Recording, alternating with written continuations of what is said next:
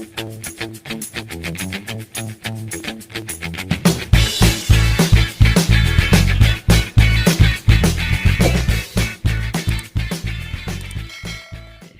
Mebrosis, kita sekarang ada dengan Bapak Guru Muda, sekaligus Papa Muda. So, nikah dia. Kerry Senggeta. Nah, ini anak muda ini atau Papa Muda ini dulunya aktivis di kampus, aktivis pelayanan kampus, juga mantan ketua rukun mahasiswa Tatabuan. Kemarin tuh orang bicara dengan anak muda satu itu tapi belum nikah. Nah ini DPA DPA yang kemarin itu DP KKPA Idul Koyongkam, tapi belum nikah DPA DPA sudah lebih dulu akang. Sekarang Kerry eh, sudah jadi guru PNS kan? Ah ya, P3K Kak. Oh P3K kakak. Ya. Oh kalau oh ya orang yang membahas P3K dan PNS itu ya beda bagaimana? Eh, dan juga Kerry sekarang di gereja itu masih penatua ya? Iya Kak, sampai tahun ini masih melayani di Kompelsus Remaja. Oke, nah, kalau boleh tahu dulu tuh, Kerry sekarang guru di SD, SMP, SMA. Di SD Kak, SDN Oh, 1 di Labuhan. SD. Oke, ini orang mau berbicara tentang penerapan pola pelayanan kampus di gereja. Tapi sebenarnya Kak juga suka dengar bagaimana di sekolah, tapi ternyata di sekolah anak SD jadi susah, susah mungkin Kang mau terapkan pola pelayanan kampus di anak-anak SD kan? Kan dari pendekatan kan beda dengan pendekatan mahasiswa Kang. Nah, Ker, eh, sampai sekarang karena masih aktif dalam pelayanan pemuridan atau bagaimana? Untuk sekarang sih Kak, nggak aktif karena terakhir mungkin di tahun lalu itu masih sempat memuridkan untuk anak-anak remaja sama-sama Oh, dengan PPA, tapi memang ada beberapa pertimbangan sampai akhirnya PPA kembali ke staf mentor yang ada di PPA untuk sebagai pemateri atau menjadi pemuridan di PPA itu sendiri. Kalau di gereja sudah tidak lagi dijalankan karena anak-anak di gereja itu rata-rata semua sudah di PPA juga. Jadi biar orang bilang nyandak gabung, nyandak dua kali pemuridan. oke. Jadi yang di gereja sekarang yang Anda bikin apa untuk anak-anak remaja? Untuk sekarang kalau dalam pembinaan secara khusus, secara langsung, seperti pola pelayanan kampus, tidak ada, Kak. Tapi memang lebih spesifik eh, memperkuat di dalam khotbah-khotbah ataupun sharing-sharing ketika ada kesempatan. Oke. Eh, kemarin kan orang banyak diskusi yang Anda juga banyak sharing, banyak orang dua banyak diskusi mengenai pelayanan gereja. Nama tak mau tanya dulu Pangana, kan di awal-awal karena itu Kak lihat aktif dan semangat sekali untuk menerapkan sebenarnya pelayanan pola pelayanan kampus itu di remaja. Nah, apakah Ngana merasakan pola pelayanan di gereja itu sama dengan pola pelayanan kampus atau ada yang beda? Kayaknya beda sih, Kak. Memang pola pelayanan gereja yang kita amati memang lebih spesifik kepada pencapaian program. Kalau kita di kampus itu penekanan memang ada program, tapi sasaran utamanya adalah penjangkauan visi itu yang lebih penting. Realisasi Hmm, program dan tidak itu tidak terlalu diprioritaskan selama visi masih bisa dipertahankan. Kalau di oke. gereja kayaknya memang kita lebih spesifik fokus pada program-program yang sudah ada diturunkan baik dari sinode wilayah sampai ke jemaat-jemaat.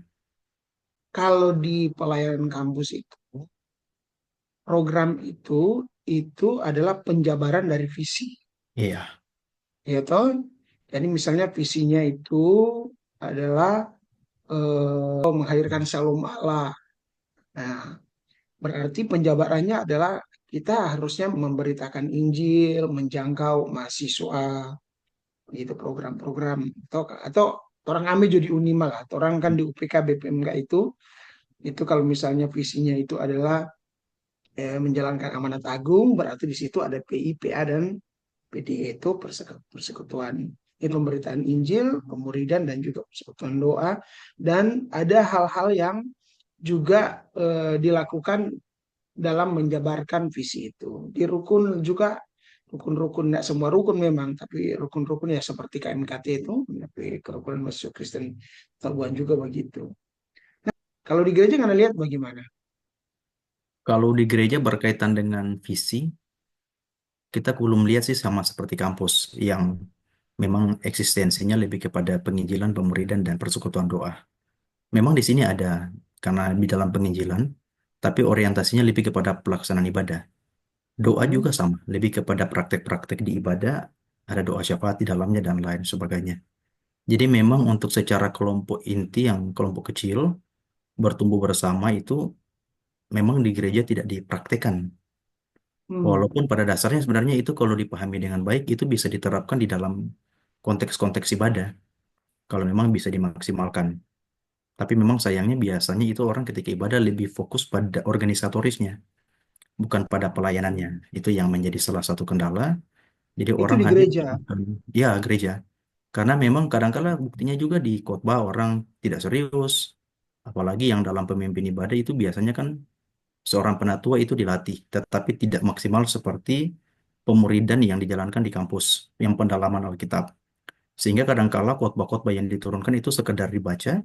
Jadi ada beberapa jemaat yang mungkin kadang-kala, mohon maaf, ada yang tertidur, ada yang mungkin bosan dan lain sebagainya karena lebih bersifat seperti jadi sebuah rutinitas dalam sebuah organisasi gereja, bukan lagi sarana sebagai tempat pertumbuhan iman.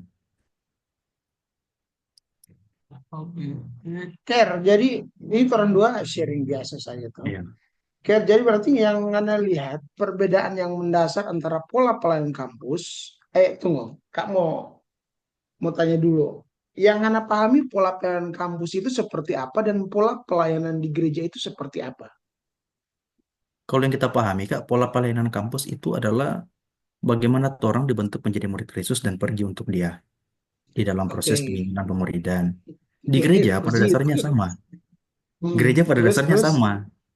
Yang jadi Heeh. kendalanya bagi kita, memang ada kalanya, kadang-kala kita jumpai ada oknum-oknum yang lebih fokus pada hal ekonomi, pendapatan gereja, pencapaian program gereja, dan pembangunan visi gereja. Hmm.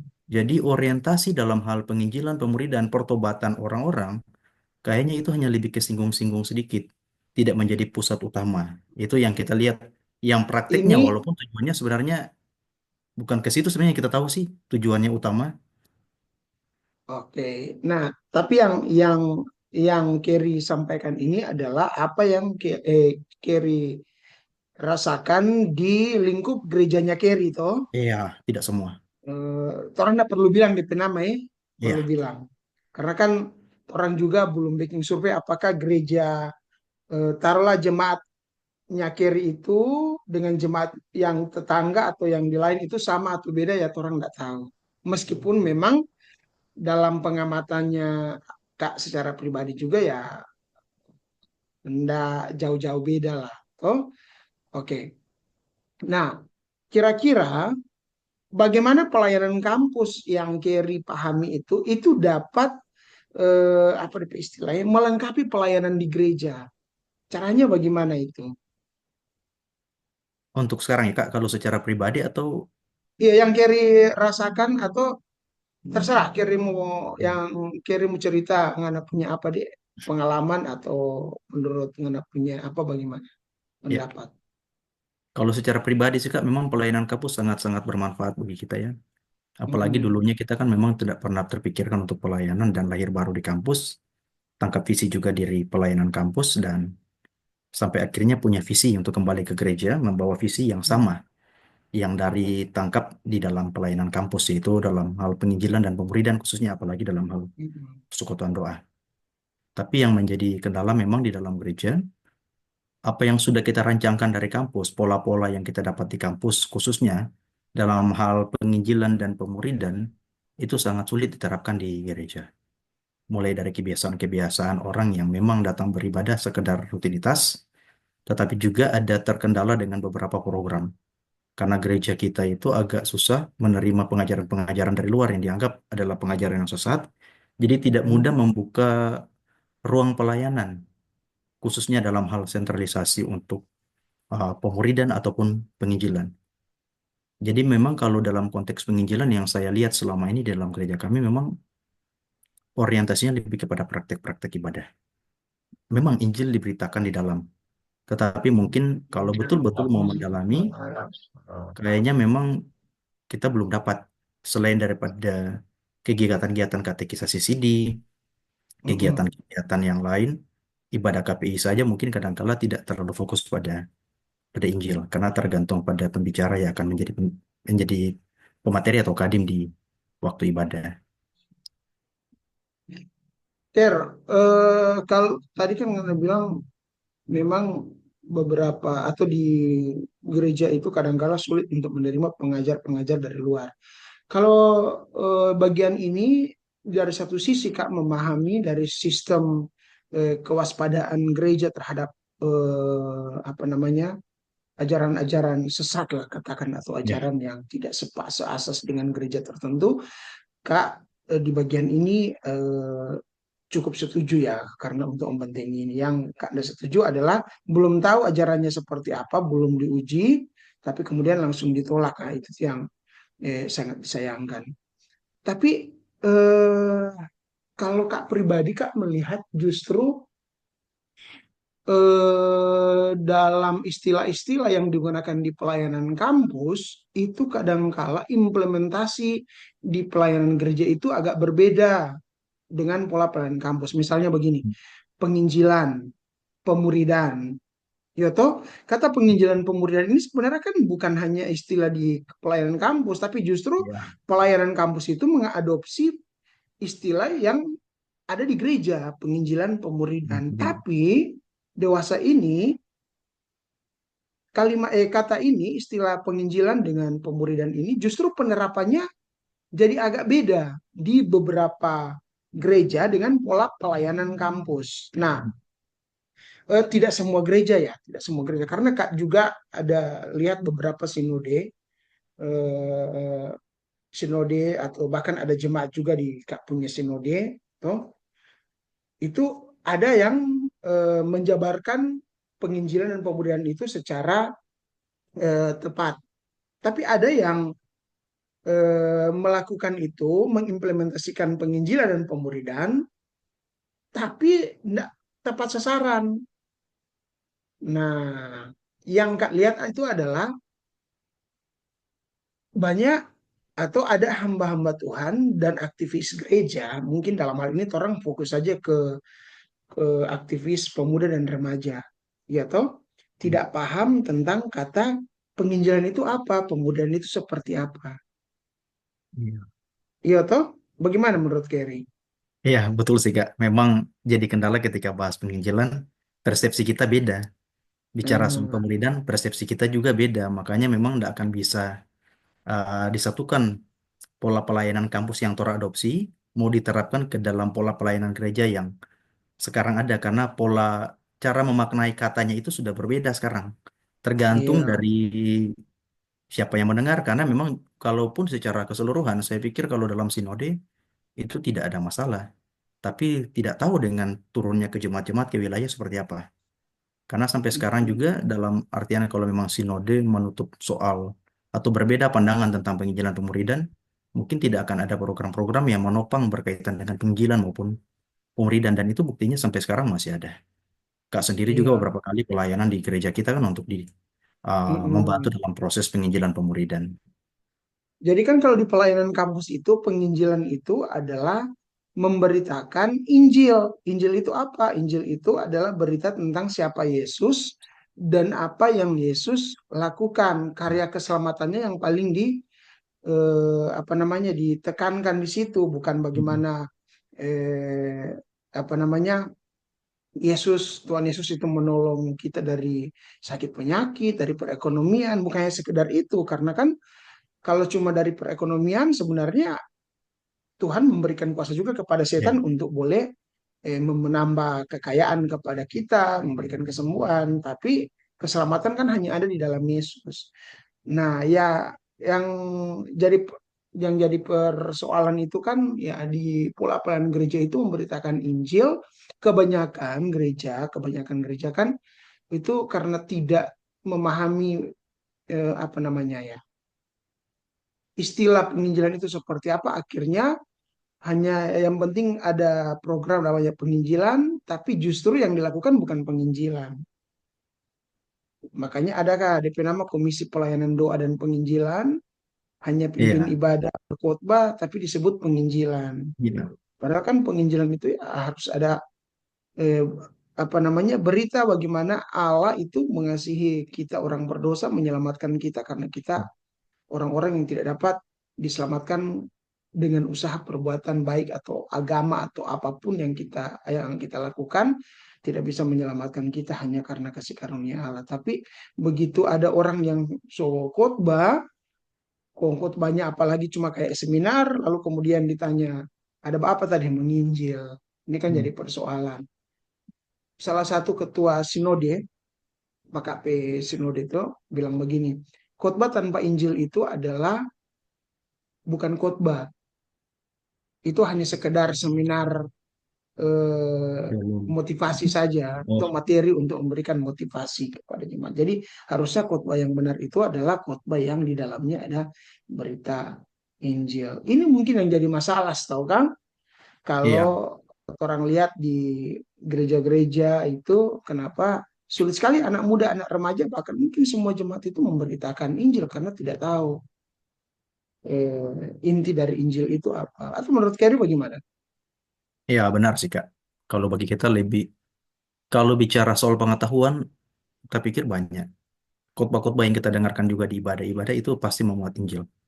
Bahkan Hmm, pimpinan-pimpinan gereja juga seringkali mengkhotbahkan tentang Injil. Tapi yang jadi kendalanya di dalam penerapan dan penekanan tentang Injil itu sendiri, bagaimana kita harus menginjil juga, kayaknya tidak dipahami oleh jemaat.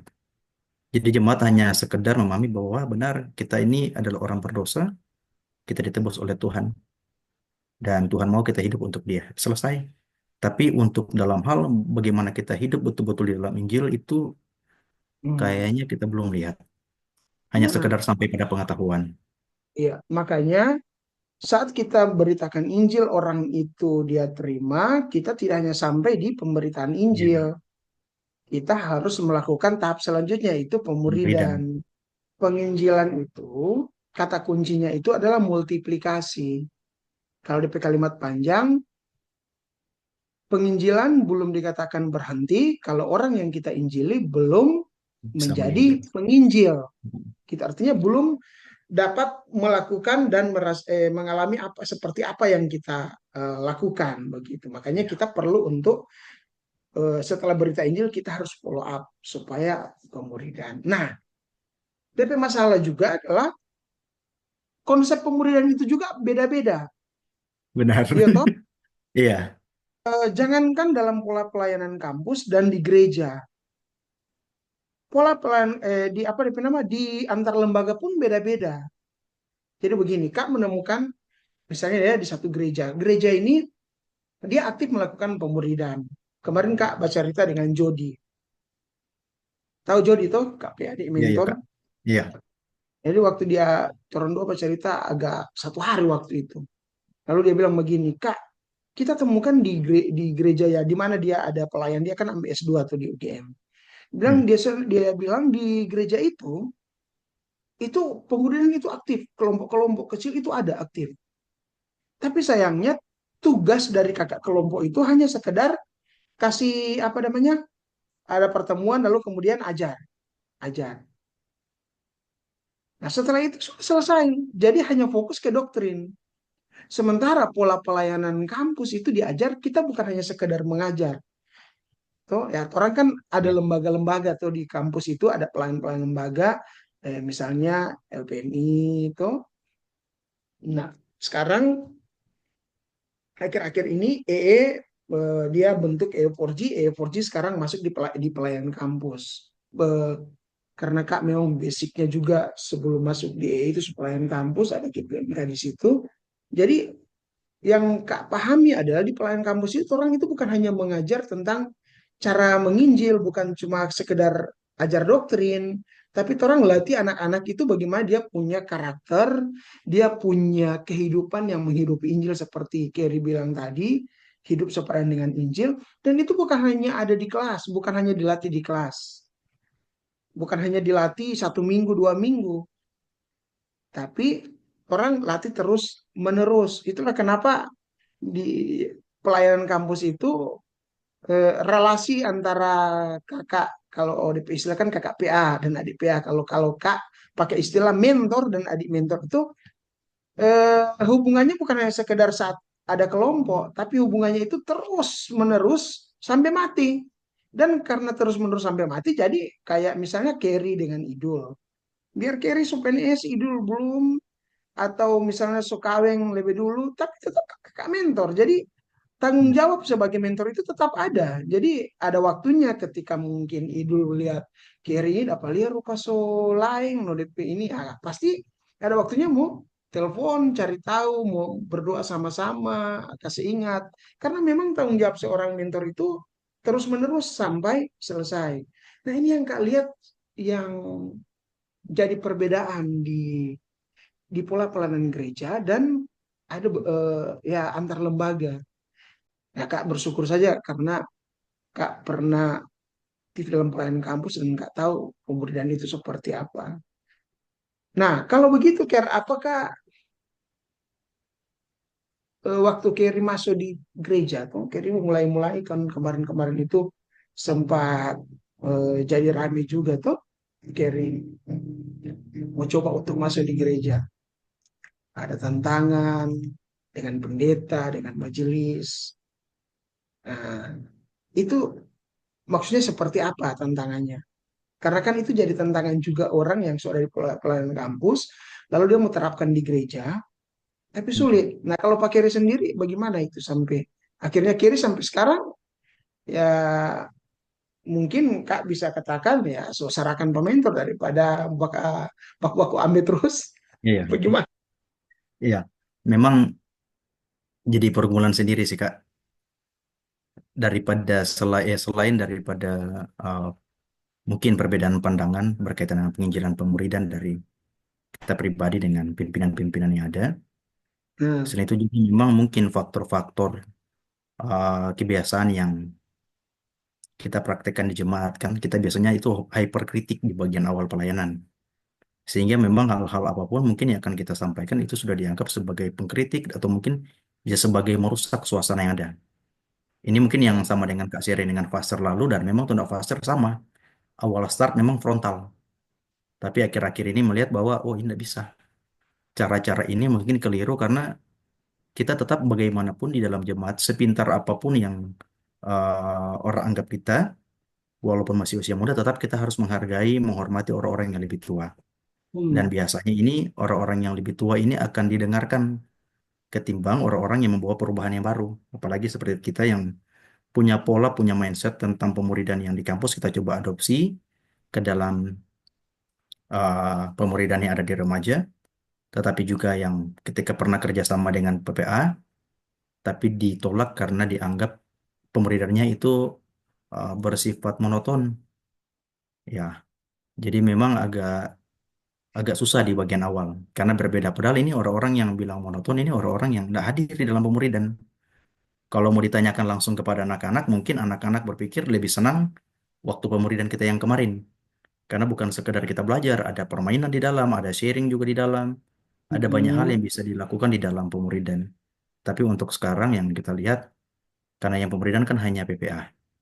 Jadi memang mungkin sampai sekarang menurut kita punya pandangan kita tidak lihat langsung, tapi kebanyakan itu belajar seperti di sekolah. Ada buku, buku yang dulu pernah kita pesan, itu dari TMC, itu yang mereka gunakan. Ada juga buku Raila Hidup yang kerjasama dengan Pijar TV.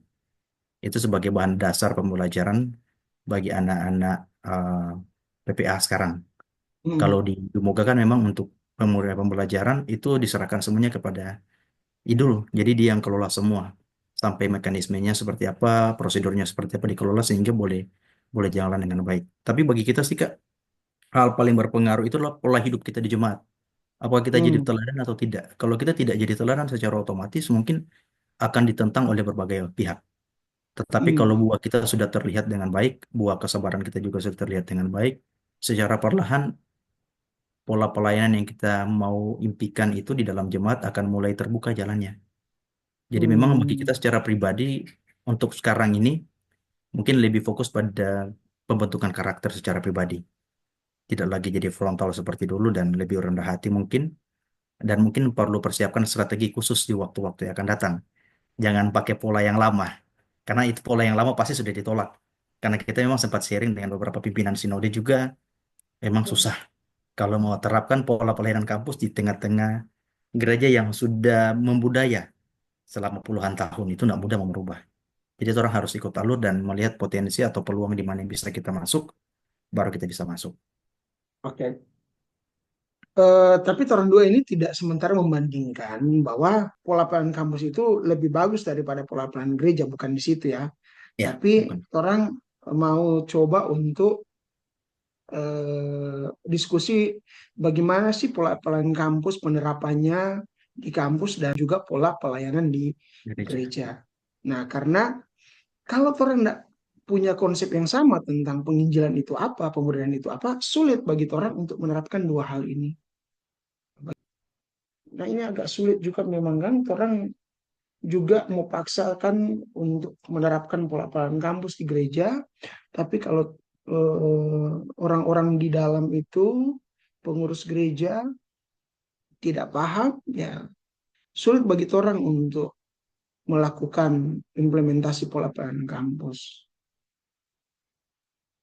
Eh, Adik-adik remaja sekarang bagaimana, Dang? Untuk sekarang masih seperti biasa sih Kak, hanya bedanya itu cara pemuridannya sudah lagi seperti dulu pertemuan tatap muka. Jadi memang kalaupun ada yang bermasalah, kita datang sharing bicara. Lebih kepada mirip-mirip dengan uh, konseling lah atau pastoral. Oke. Karena memang kalau Siapa? mau ya Hmm. Mana gabung di itu di PPA? di PPA kemarinnya enggak Kak. Itu karena kita kan sudah Sekarang? mulai pemuridan. Sampai sekarang juga enggak. Itu hanya Oh, PPA mana minta bukan kerjasama. tutor. Bukan, hanya jadi volunteer. Jadi yang membantu PPA Hmm. karena waktu itu kan PPA belum ada program pemuridan. Tiba-tiba dapat undangan untuk ada 3 orang yang dilatih sebagai mentor pemuridan. Salah satu istri saya, TP istri itu, dan di pemuridan yang jalan itu dulu orang dua sama-sama. Kita dan TP istri. Jadi ada beberapa anak PPA juga sama-sama orang dua yang bina. Awalnya itu kan tidak ada yang siap di pemuridan karena nggak di Oh. bahasa kasarnya itu tidak ada gaji karena sukarelawan. Nah, nanti Hmm. setelah beberapa proses ini sudah mulai ada DP honorarium dan disarankan oleh PJ kalau tidak salah waktu itu kembalikan ke mentor yang sudah pernah ikut pelatihan karena kita Siapa juga nak masuk jadi PPA? Oke.